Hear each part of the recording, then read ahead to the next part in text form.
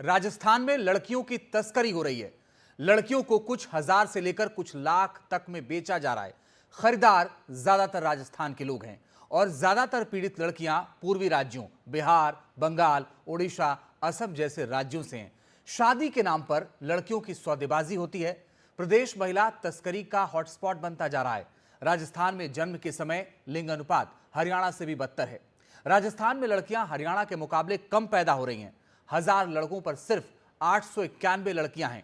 लड़कियों की किस तरह तस्करी होती है और खरीद फरोख्त होती है, जानने के लिए हमारी टीम ग्राउंड जीरो पर पहुंची, जहां कई चौंकाने वाले खुलासे हुए। देखिए एनडीटीवी पर पारो की इनसाइड स्टोरी।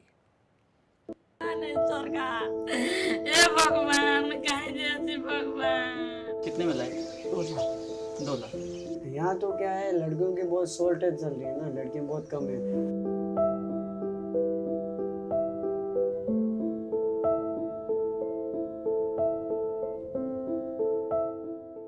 हम खून पिटाई वहाँ हुआ था, उसका बीबी एकदम सैंडल पहन कर चढ़ जाता था क्रेच पे।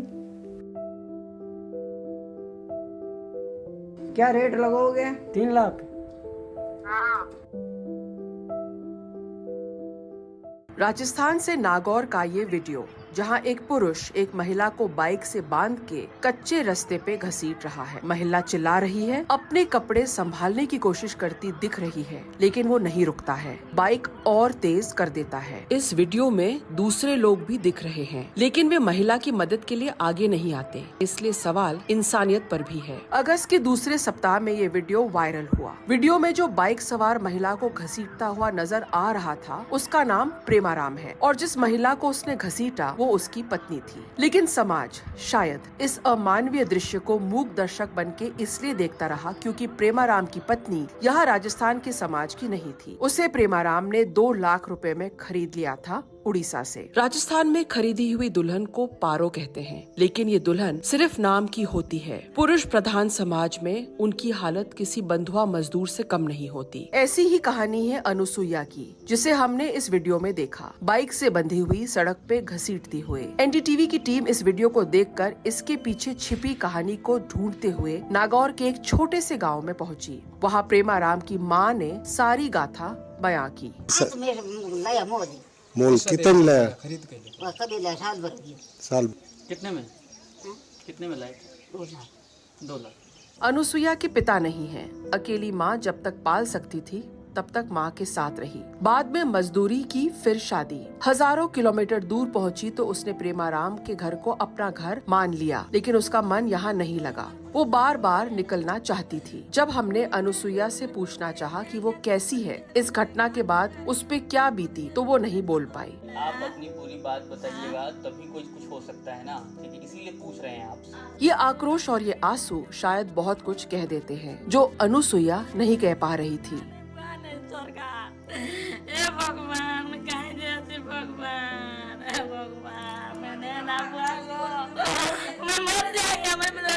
असली बात ये है कि उसका इस घर में, इस समाज में कोई अस्तित्व ही नहीं है, इसलिए ना ही कोई उसे बचाने आया और वो खुद यहाँ से बार बार भागने की इच्छा जाहिर करती थी। मैं तो दूसरे लड़का जाती हूँ, माँ बाप क्या बोलेगा तुम। खरीद कर लाई गई अनुसुईया की भाषा किसी को समझ में नहीं आती और अनुसुईया को मारवाड़ी नहीं आती। पहले कभी बात हुई थी इससे? नहीं, भाषा समझ में आती थी इनकी आपको?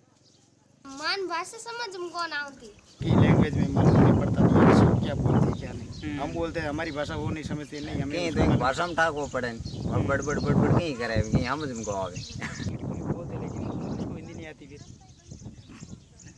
इन इशारों से साफ है, ऐसी दुल्हन पारो हमेशा समाज के हाशिए पे रहती है। अपने घर से मीलों दूर, पैसे के बदले रिश्ते पे घर बसाने पे मजबूर, उनका कोई अपना नहीं होता। आपको लगता है गलती हो गई? गलती मार तो होगी, कितनी वजह थी गलती, कहीं हमें तो गलत हो। उसके फादर की तो डेथ हो चुकी थी, मदर थी, फिर वो रहने वाली भी उड़ीसा की थी, तो ये भी एक फैक्टर है कि भाई वो उसके फैमिली वाला कोई है नहीं, सोसाइटी वाला है नहीं। इस इलाके में ऐसी कई शादियां होती हैं जिनमें पैसों का लेन देन होता है, ये भी ऐसा ही मामला है। इस इलाके में इस टाइप की शादियां है, 3-4 उदाहरण आए थे मेरे पास, जो कि बाहर से लाए हैं, कहीं पंजाब से लाते हैं, कहीं क्यों लाना पड़ता है? यूपी से।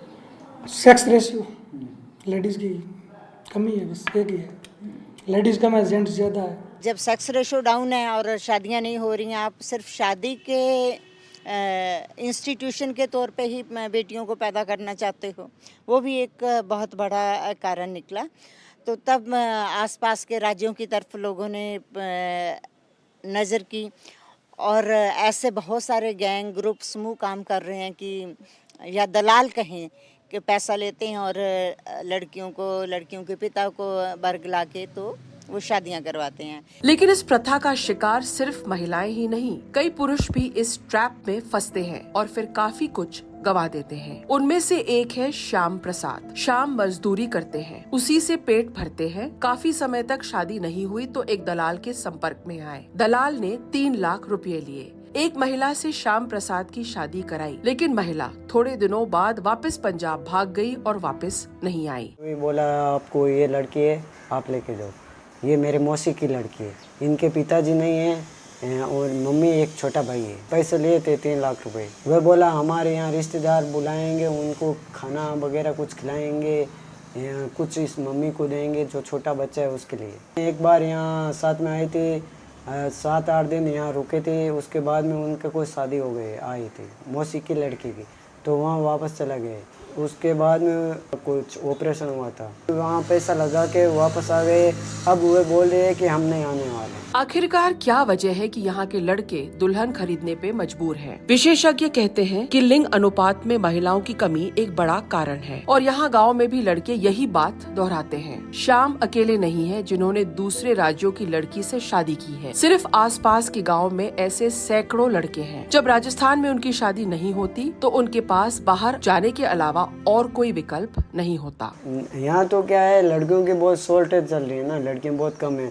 या तो नौकरी वाला या कोई अच्छे काम कर रहे हैं उसको मिलती है, और जो थोड़ा बहुत ऐसा है वगैरह चलता है ना तो उसको पे लड़कियों कम मिलती है, इसलिए वहाँ गए थे।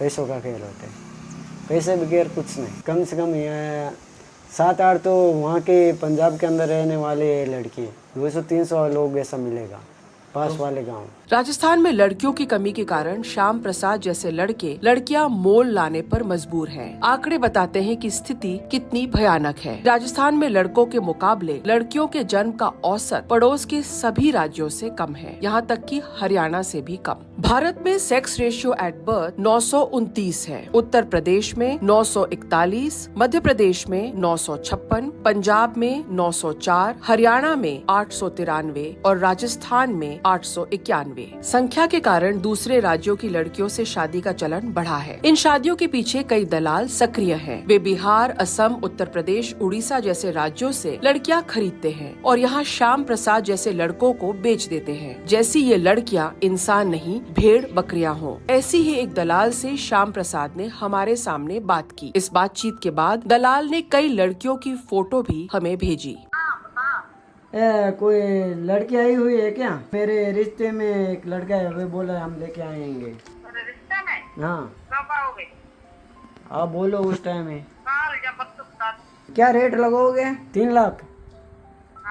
राजस्थान के गांव में ऐसी शादियां अब बहुत आम हो चुकी हैं। ऐसी शादियों पर अब खूब मीम बनते हैं। राजस्थानी और हरियाणवी चैनल ऐसे गाने और प्रैंक वीडियो भी खूब बना रहे हैं। इन पर लाखों व्यूज भी हैं। नवदीप रिकॉर्ड्स नाम के चैनल पे बिहार ते बहू के नाम से गाना अपलोड किया गया है। 21 सितंबर 2023 को अपलोड किए गए इस गाने को अब तक 27 लाख लोग देख चुके हैं। इस गाने में बिहार से लाई गई दुल्हन के प्रति लोगों के रवैये को समझा जा सकता है। VR म्यूजिक के नाम से एक YouTube चैनल पर 6 दिसंबर 2021 को अपलोड किए गए वीडियो को 6.25 लाख लोगों ने देखा है। इसमें 2.5 लाख पे खरीद कर लाई गई पत्नी से परेशान होकर उसका पति उसे स्नैपडील पर बेचने की बात कर रहा है।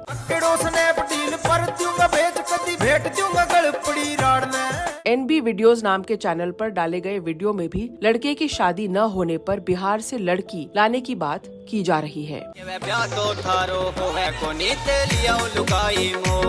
इन गानों पर खूब मीम भी बनते हैं। इन गानों में बिहार, यूपी, बंगाल जैसे राज्यों की लड़कियों का मजाक बनाया जाता है। अनुमान के मुताबिक बिहार के गया, सासाराम, सीमांचल के इलाके से सबसे अधिक लड़कियां राजस्थान में बेची जाती हैं। ऐसी ही एक लड़की है खुशबू। खुशबू 2022 में 3 बार बेची गई। हर बार उसे खरीदने वाले ने उसका सौदा ऊंची कीमत में किया। तीसरी बार उससे बबलू ने खरीदा और खुशबू से शादी की। खुशबू उसके साथ रहना नहीं चाहती, लेकिन उसे लगा कि अब कम से कम वह बिकेगी नहीं। बबलू ने खुशबू को 3 लाख में खरीदा था। कुछ दिन बाद बबलू को एक आदमी ने खुशबू के बदले 5 लाख रुपए देने की पेशकश की। बबलू तैयार हो गया। खुशबू करीब 4 महीने तक इन दलालों के चुंगल में रही। आज भी उस घटना को याद करके वो सिहर उठती है। 9 बजे घर से निकले थे बाजार फतेहपुर। विनोद आए बोलेरो लेकर, फिर बोले जबरदस्ती कि बैठो बैठो। फिर हम कुछ न बोले, फिर हाथ खींच कर बैठा कर लेके चला आया बजरंग बली पे। बजरंग बली पर से फिर प्रभात बैठे। प्रभात उसमें काला शीशा लगल था गाड़ी में, कुछ आवाज बाहर भी नहीं निकल रहा था। जंगल तरफ इधर फतेहपुर के आगे उधर भी मारपीट किए। भले तुमको माँ है, गया है काम करने के लिए, कुछ करोगी तो माँ के मार देंगे। पानी पिलाएं, फिर पिला के पानी जो पिलाएं फिर पिए, जो कुछ भी होश नहीं आए, क्या हुआ नहीं हुआ। जो खुशबू को पटना में रखा गया, वहाँ भी उसे बेहोश करने वाली चीजें दी जाती थी। वह जगती तो अपने कपड़े खुले पाती। 9 दिन के बाद उसे राजस्थान ले जाया गया। राजस्थान में उस पर शादी का दबाव बनाया गया, खूब मारपीट भी की गई। सुबह में देखते थे तो कपड़ा उपड़ा जैसे तैसे खुला वगैरह रहता था। फिर तुरंत पानी पीते थे। एगो लेडीज आती थी बूढ़ी सी, और पानी देकर पानी उछल जाते थे। फिर रात में वही दशा, बेर खैले पीले। 9 दिन रहे पटना में, कुछ ही हुआ हमको साथ। फिर सुबह उठते थे तो महसूस आता था हमको साथ कुछ हुआ है गलत। 9 दिन के बाद ले गए राजस्थान। फिर कैसे गए राजस्थान से भी होश नहीं है, कैसे गए न गए, जो कुछ भी होश नहीं है। 3 महीने रहे हरी सिंह के पास। हरी सिंह भी शामिल था उसमें। हरी सिंह के घर के पास रहे 3 महीना रहे। तो भल शादी उदी करो, ऐसे करो, खूब लड़का उड़का दिखाता था लान के। हम बोले मर तो मर जाएंगे, लेकिन हम शादी नहीं करेंगे। मारपीट, सूखल मारपीट, गर्म पानी पीकर हम खूब पिटाई वहाँ हुआ था। उसका बीबी एकदम सैंडल पहन कर चढ़ जाता था क्रेच पे। खुशबू के अगवा होने के बाद उसके घर वाले उसके तलाश में जुटे रहे। पुलिस के पास भी गए, लेकिन पुलिस ने खुशबू को ही चरित्रहीन बता दिया। इतना ही नहीं, बल्कि पीड़ित परिवार को ही प्रताड़ित भी किया। फतेहपुर जब हम जाते थे फतेहपुर, तो वहाँ का बड़ा बाबू हमको झाड़ू दिखाता था। झाड़ू से मारने के लिए बोलता था कि वो लड़की बदचलन थी, वो लड़की का लक्षण नहीं अच्छा था। जब हम राजस्थान जाने के लिए बोले, तब बोला कि 1 लाख रुपया दीजिए, 109 लीटर तेल दीजिए, तब हम जाएंगे। एक दिन में 10-10 गो पेज लिखवाता था हम लोग से, एप्लीकेशन लिखवा के फेंक देता था, लेकिन लेता था नहीं। खुशबू ने भी पुलिस पर कई गंभीर आरोप लगाए हैं। खुशबू बताती है कि पुलिस ने कहा कि तुम्हारे साथ कुछ नहीं हुआ था, तुम पैसे ऐंठने के लिए ये सब कर रही हो। तब बोले कि से तुमको साथ क्या किया हुआ था, से तुम झूठ बोलती हो और सबके बदनाम कर रही है। से खूब मतलब डांट के बोल रही थी। तो हम कुछ नहीं बोले कि हमको साथ जो हुआ से ही ना बोलेंगे, कोई थोड़ा गलत बोल रहे हैं कि तुमको साथ ऐसे, तो तुमको खाली पैसा के चक्कर में तुम लोग ऐसे कर रही। कल अगर तुम्हारी घर की रहती बेटी तो ऐसा ही करती, पैसे के चक्कर में। तस्करी के शिकार बच्चों एवं लोगों के लिए काम करने वाली संस्था सेंटर डायरेक्ट के संचालक सुरेश कुमार का भी कहना है कि पुलिस इन मामलों में बहुत ज्यादा तत्परता नहीं दिखाती। समाज के कमजोर तबके के लोग जब थाने जाते हैं तो इन्हें थाने में बहुत ही अच्छी रिस्पांस नहीं मिलती है। देखिए, पुलिसिंग में जो उच्च पदाधिकारी हैं वो बहुत ही सेंसिटिव है, पर जब थाने की स्तर की बात करते हैं जहाँ पे आपको राहत मिलनी चाहिए फौरन, वहाँ पे समस्या आती है।